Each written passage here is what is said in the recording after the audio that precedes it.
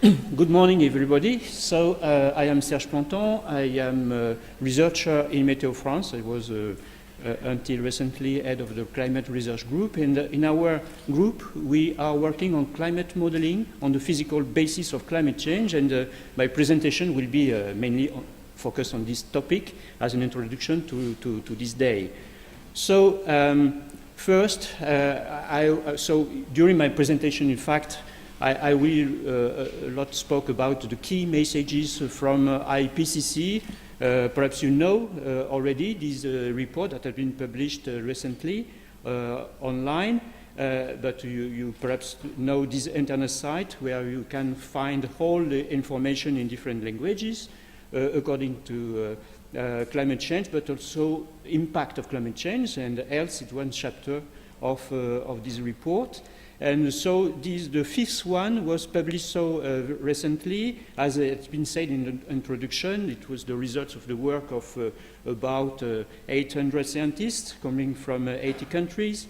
It synthesized more than 30,000 scientific publications. And so the complete version, even the discussion about the report itself, the comments that have been made during the process of construction of the report is available also online. So I come to the first key message, starting with the presentation of these curves that reproduce observed average surface temperature anomaly. Anomaly, that means that it's the difference referred to a specific period that is at the end here of the 20th century. It is expressed in degrees, and we have on the left figure the globally average surface temperature, and to show an example of a small region, it is also calculated over France. And what we can see here on these curves in particular is that we have the same trend for climate warming, and it is even greater over the small country, but it is due to the fact that it is a continental region, and globally oceans are warming less than the continental regions.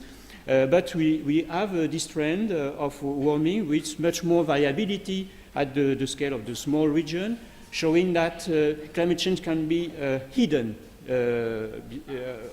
due to this climate variability that is occurring from one year to another, or from one decade to another decade. But the trend is very clear over the century. And so it is part of the illustration of this key message from IPCC saying that warming in the climate system is unequivocal, and we have some evidence of this warming, not only looking at temperature, but also sea ice melting, snow melting, glaciers melting, and even ice sheets melting. But and also sea level rise, that is a direct consequence also of this warming.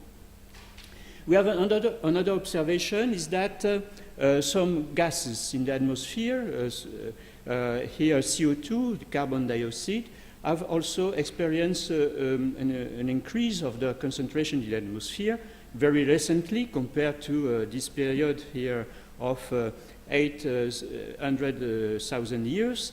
And we can see that the concentration now of carbon dioxide at reached a value of 400 ppm part per million, and this is a value that had never been reached over this longer period of time.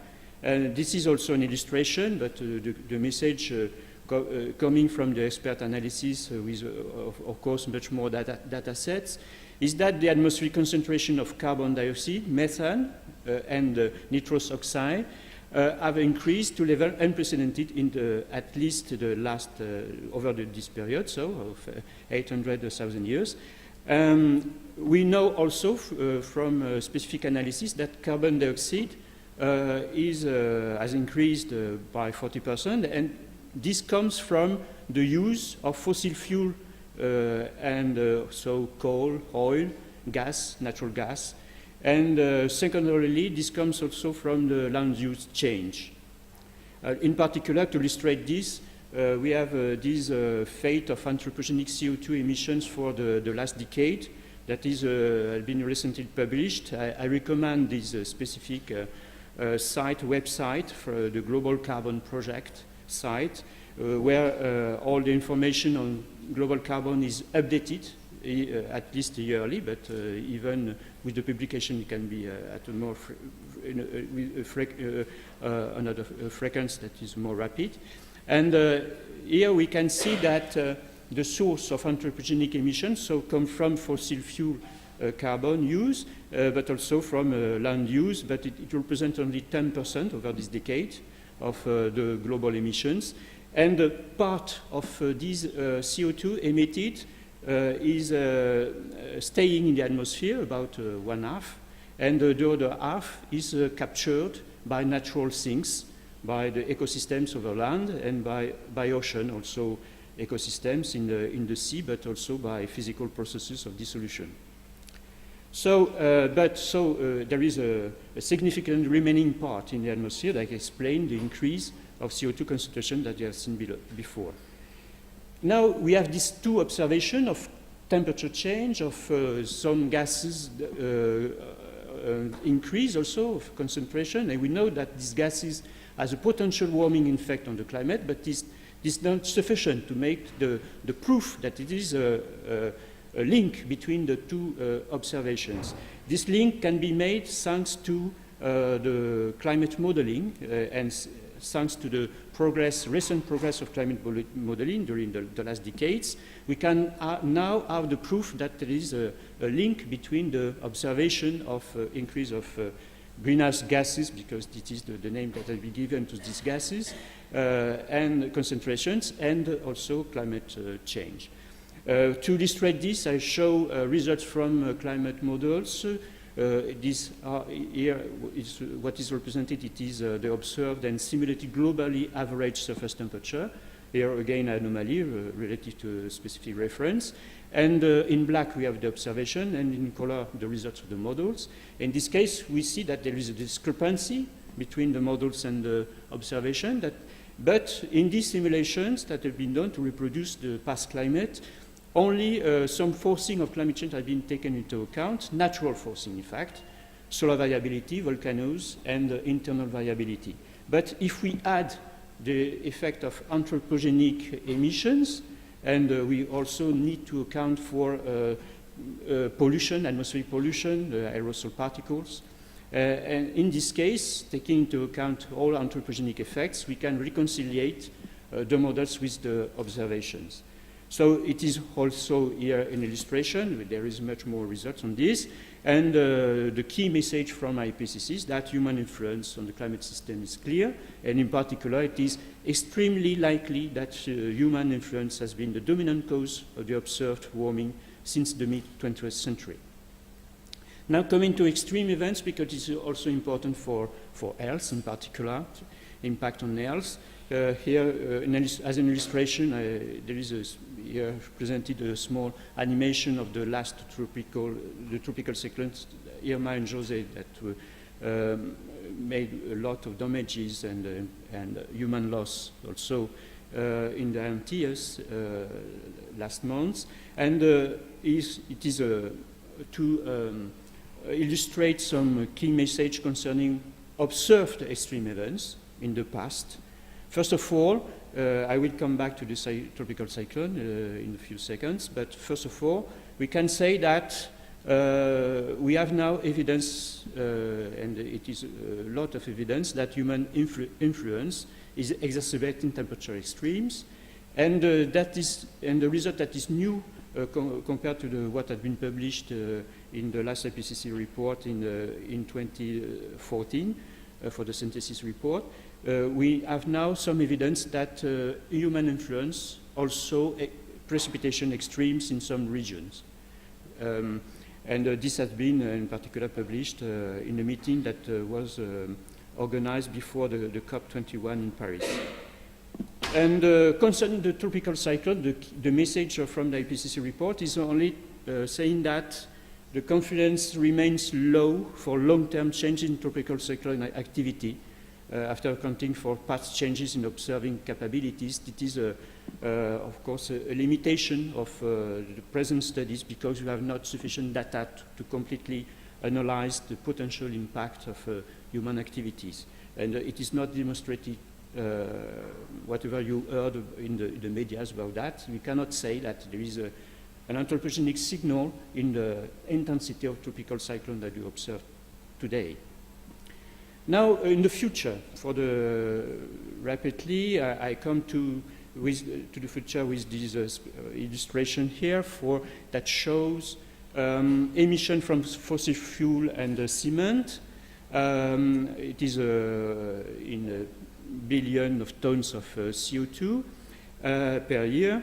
In black, you have the observation, and in color, potential scenarios of emission for the future. In red, we have what we can call a business as usual emission scenario, and in blue, it is a scenario that is compatible with the objectives of international objective of Copenhagen, COP, Conference of Parties, and of course reaffirmed at the last conference in Paris, the previous conference in Paris in 2015, to keep global warming in a limit of 2 degrees at the end of this century compared to the pre-industrial period. In fact, it is the end of the 20th century that is taken as a reference. And so we have these two contrasted scenarios that translate in very different climate change. For the left column, you have what we can call the COP21 scenario, if you like, and on the business as usual on the right column for temperature and for precipitation. And for temperature, we see, of course, a great factor of change between the two scenarios, but we have to consider that, of course, as shown in the observation of the last century, warming will continue to exhibit interdecadal to decadal variability. When we are speaking about climate change, we have to consider, in fact, centennial change, or change over several decades, not only for 1 decade or for, of course, a fortiori for 1 year. So, and they will not be also regionally uniform.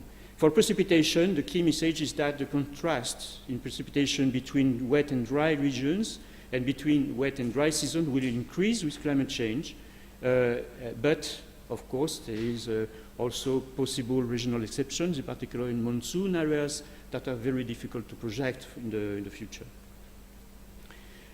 One consequence is that also may have through extreme events impact on the human health. It's the global sea level.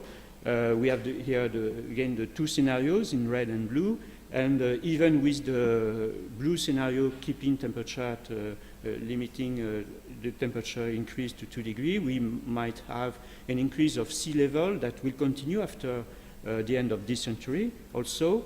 And the message here is that this increase of sea level is at a rate that is greater even than the one that had been observed in the last century. Here again, the conclusion concerning extreme events, but for the future now, it is very likely that heat waves will occur with higher frequency and duration. But of course, we need to be prepared to cold also winter extremes, because they will not completely disappear. Extreme precipitation events over most of the mid-latitude land masses and over wet tropical region will very likely become more intense and more frequent by the end of this century as global mean surface temperature will increase. And under the higher emission scenario, RCP 8.5, we can also project an increase of the risk of drought in regions that are already experiencing this drought. And the regions that are stated in the report are Mediterranean area, Southwest US, and the Southern Africa region. And for the tropical cyclones, we can only have a signal in the projection for the end of, for the second part of this century, with possibly a reduction of the number of tropical cyclones, but more intense cyclone in terms of winds and precipitation. To conclude this presentation, I'll show a table. Don't consider the details. I will give you a zoom on this table on the next slide. It is only to show an example of what kind of information can be found in particularly in the second component of the assessment report, working group 2 report, and concerning the impact and the adaptation. And particularly, so this table for Europe, I give here the main key results that are presented. For Europe, what are the key risks that could increase, and what is the potential for reducing these risks through adaptation? So what is mentioned for Europe, this is the flooding, this is also the availability of water, and also with impact of human health and even on agriculture also, the increased economic loss and people affected by extreme heat events. And on the right part of the figure, you have an estimate of the level of risk from very low to very high with different time horizon. And for example, we see that for the heat waves, we are now in a median risk for present condition, but it could increase with even with a 2-degree warming scenario, but of course much more with the 4-degree of warming, with the business as usual scenario. But we have also represented for the hashed part of the bars the potential for reducing the risk due to adaptation. So the last key message I would like to put here is that limiting climate change would require substantial and sustained reductions. We have seen it with the figure showing the trajectories of emissions and the impact on climate change. But also we see with the last figure that adaptation can also limit climate change risk. Thank you very much.